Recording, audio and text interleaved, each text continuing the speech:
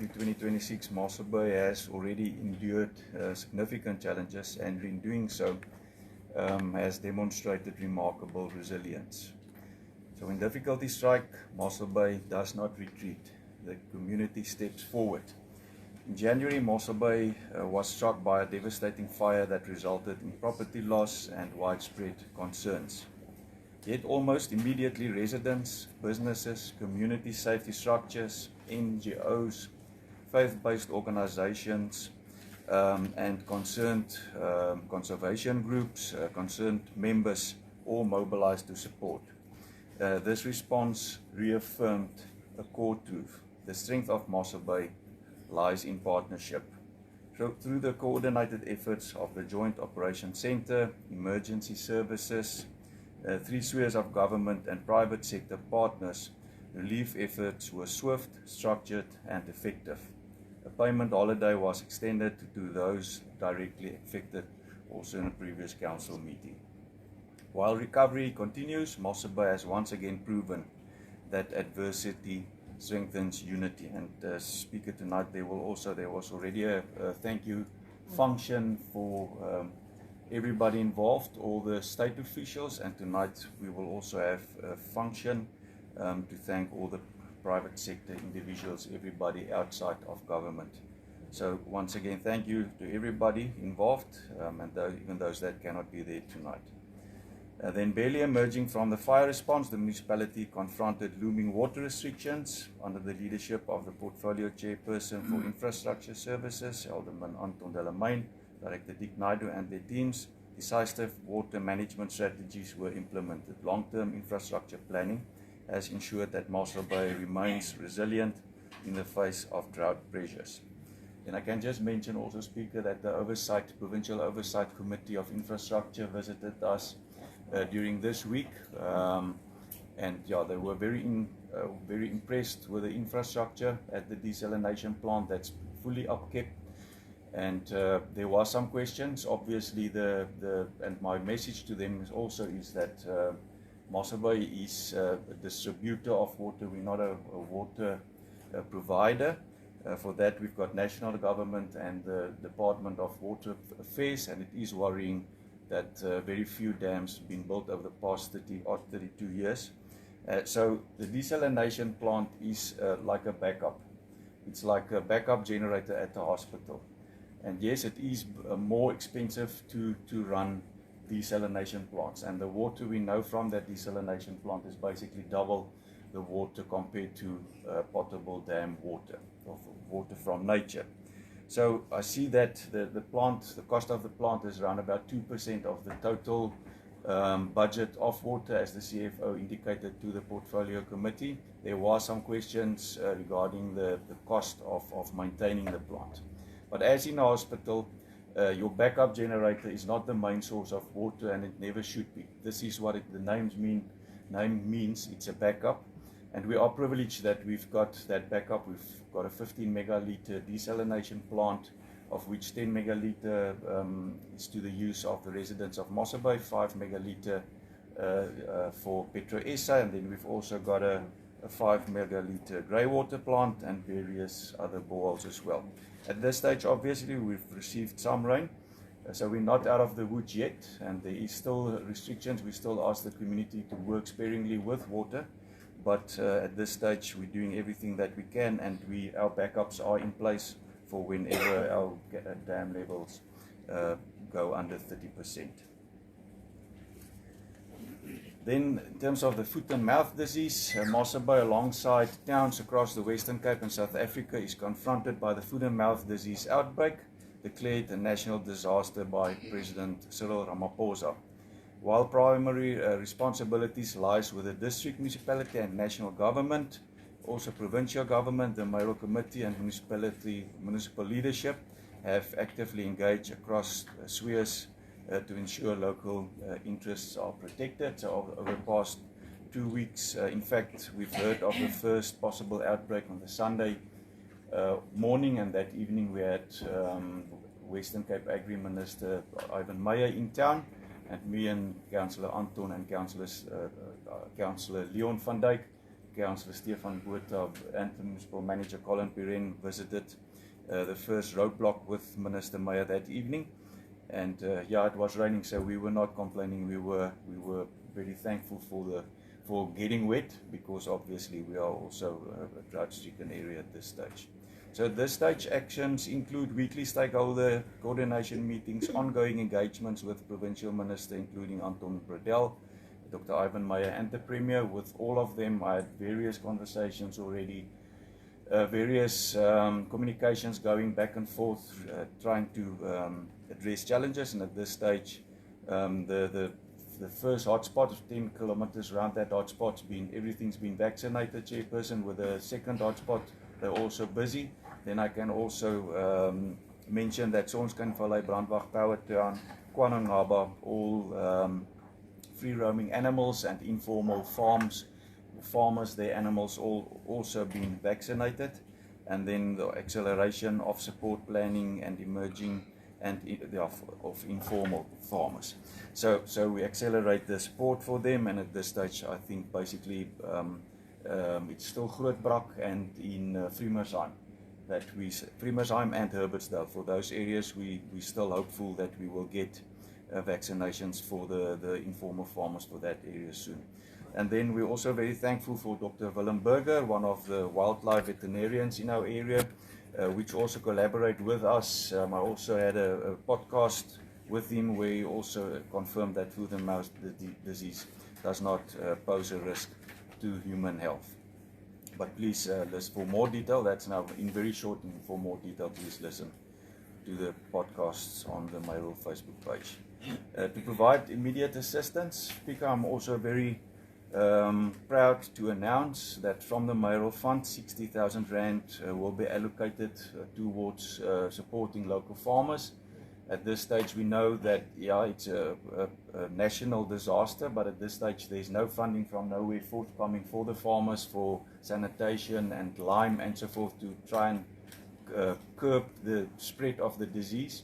We know that this disease is very serious, it spread very quickly, and we know that it also will have a detrimental effect on our farming communities, on the supply of meat and milk, but also on lives, on people who's working on that farms.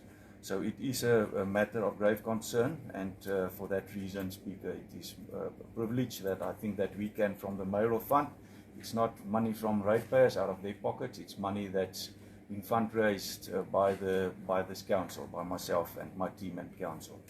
So, and Billy is already also then busy. We've received all the information, relevant information of the different formalized farming communities, and that money will then be distributed to them.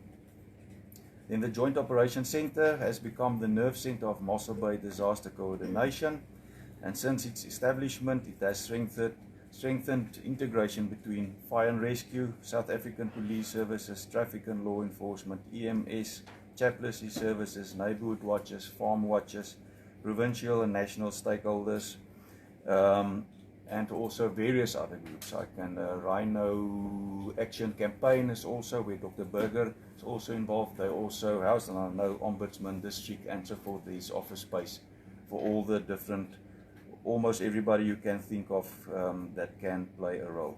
So the January fires demonstrated the effectiveness of this structure. Senior Manager, Fire Rescue and Disaster Management, Mr. Joey Johnston, Chair of the Provincial Fire Chiefs of the Western Cape, has been certified as a Category B authorized person under the Fire Brigade Services Act, and one of only 3 chief fire officers in the province to receive this designation from Minister Anton Bredell. So I want to thank him and also the district commander for the great work that they have done. And then I must also thank Councillor Leon van Dijk, who's been for that during the whole few days that the fire rage been in the job, involved, informing all councillors what's going on.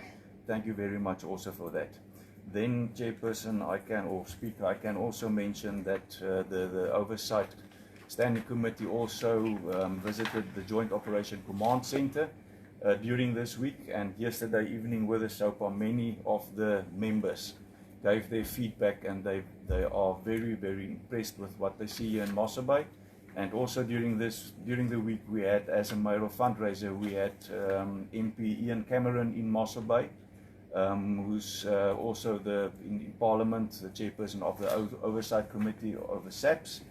And he also visited the centre after the breakfast, and he was just as impressed, and he mentioned that that centre is really a good example, and it's giving hope in South Africa. So yeah, we're very proud of the work that's been done there. Thank you very much then Councillor Leon and the chiefs and everybody involved. Then Mossel Bay also continues proactive long-term infrastructure planning. That's a question we receive quite a lot, Speaker. So in 2025, a solar PV plant was launched at the Hartbeespoort wastewater treatment works to ensure sewerage continued during load shedding. So it's a solar plant with battery backup. And we're also busy with the additional solar plant in Grootbrak that will take that sewerage works, including the waterworks at Kleinbrak River, to take both that plants also off the grid so that they can cope with stage 6 load shedding. Obviously, there's also enormous saving on running that plant in terms of us buying energy from Eskom, or less energy. And the financial manager also did indicate that for this financial year, the estimated saving from that plant will be roughly around about 30 million rand. So in terms of the economy and job growth, the Premier last night extensively spoke about job creation in the Western Cape, something that we're very proud of. And he also mentioned at this stage we are the province that's doing the best, but we're still at an unemployment rate of 18% in this province. It is the lowest in South Africa. But as he said, nowhere in the world anybody can brag about having 18% unemployment. And last night his challenge was for his administration and cabinet and whole provincial parliament that the aim should be 10%. And I can just mention, I think almost 90% of all the jobs created in the past quarter was also created in the Western Cape. So thank you for everybody, including our administration and the Premier and his team, for focusing hard on growing the economy. In Mossel Bay, obviously also that's one of our main focuses. If people have jobs, like the Premier said, it even stops a bullet, because people do fight less if they've got food on the table, and that brings dignity to your community. So we've got a focus on tourism last year and growing our economy. In February last year, we were announced the #1 and Grootbrak the #2 most visited summer holiday destination. And obviously we're also working hard getting international tourists to our town, Speaker, and for that reason we're also very proud. I think last year was 29 cruise liners coming to Mossel Bay. This time it's 23, and obviously the challenge is to grow that beyond 30 next year.